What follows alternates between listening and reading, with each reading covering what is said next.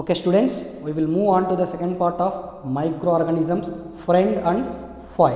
Okay, we had studied about why microorganisms are called as friends and sometimes microorganisms why they are called as foe also. Okay, but we have to know in which conditions microorganisms are living. Clear? In which conditions microorganisms live? Where do microorganisms live? Okay, that's the main question. If you see any environment, okay, microorganisms can live in any environment. It may be heat, it may be cool, okay, any temperatures microorganisms will live. Okay, that's only that only we are mentioning that they can survive in all types of environmental conditions. Okay, they can survive in all types of environmental conditions. They live in air, water, soil, plants and in human bodies, everywhere, anywhere they can live. That's the main point, you have to keep it in mind. Okay, microorganisms can live in any type of environmental conditions, whether it may be human body, whether it may be a plants, it may be animals, anywhere microorganisms can live. Clear my point? Then coming to microbiology. Okay, there are some studies in the microbiology. Those studies are, one is bacteriology. Okay, the study of bacteria. The study of bacteria is called bacteriology. Then virology. Okay, the study of virus. Then protozoology. Okay, study of protozoans. Then phycology, study of algae. Mycology, study of fungi.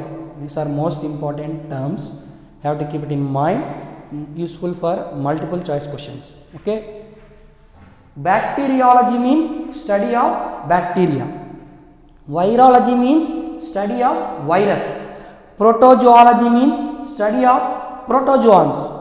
Okay, these are very easy: bacteria, bacteriology; virus, virology; protozoa, protozoology. But you have to be conscious in this. Algae, study of algae is not algaeology. Clear? This is phycology. Okay, don't be confused. Study of bacteria means bacteria itself comes in that term bacteriology. Study of virus means virology.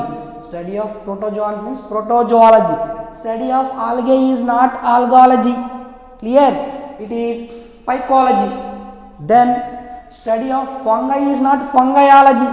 That is mycology. Clear? Don't get confused. Be conscious. Keep it in mind.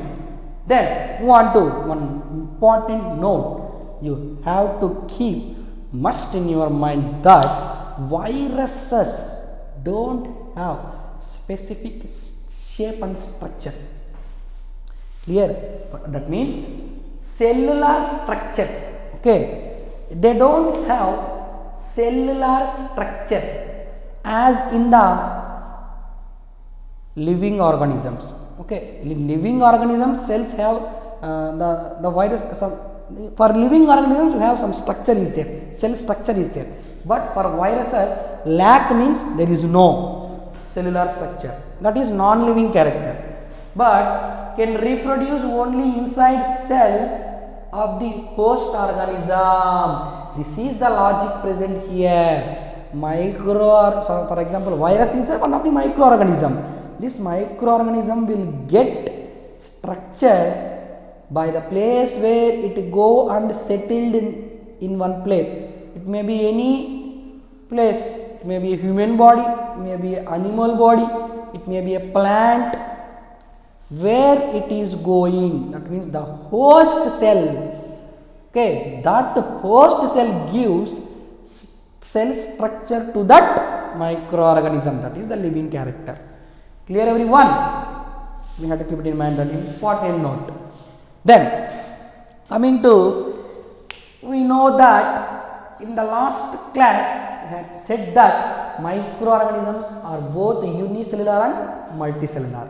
Unicellular microbes, if you take in plants, Okay, unicellular microbes are bacteria, algae, fungi.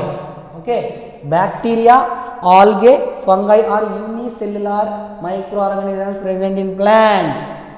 Examples for algae in plants: Chlamydomonas, okay, Chlorella. These two are examples of algae, of unicellular microorganisms in plants.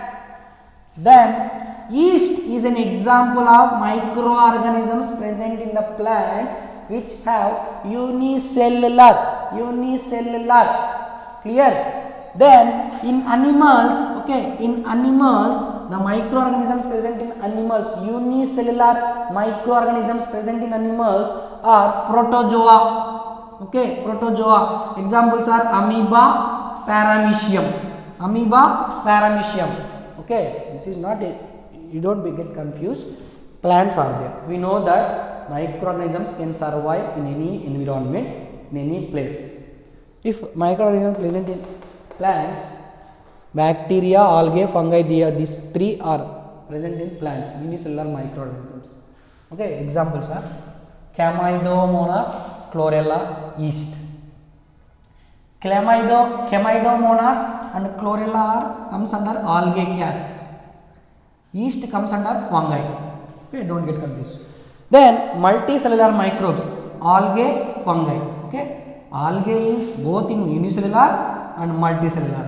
Fungi is both in unicellular, multicellular. Example of algae in multicellular are Volvar.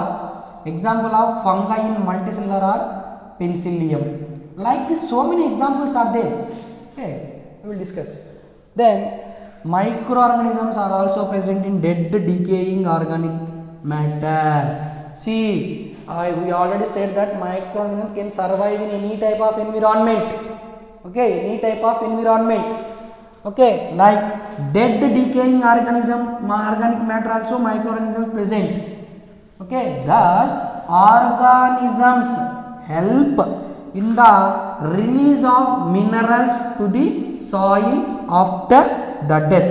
After death, microorganisms converted into minerals, and that minerals used for the fertility of the soil. That's only here mentioning. And living organisms by decomposing them. Microorganisms decompose the living organisms. Okay. By decomposing the microorganisms present in living organisms, but in the non-living organisms, see, dead organic matter also microorganisms present, living organisms also microorganisms present. In living organisms they will decompose the living organisms, in non-living, that means dead decaying organisms, they will convert into minerals useful for the plants. Okay, in this way microorganisms are unicellular, multicellular, some examples. Okay, up to now what and all we have discussed: what is microorganisms, okay, the facts about microorganisms, the basic definitions of microorganisms which is useful for competitive examination. Then we discussed microbiology, then unicellular and multicellular microorganisms present in the plants and animals. Clear everyone? We will see in the next class. Okay, take care.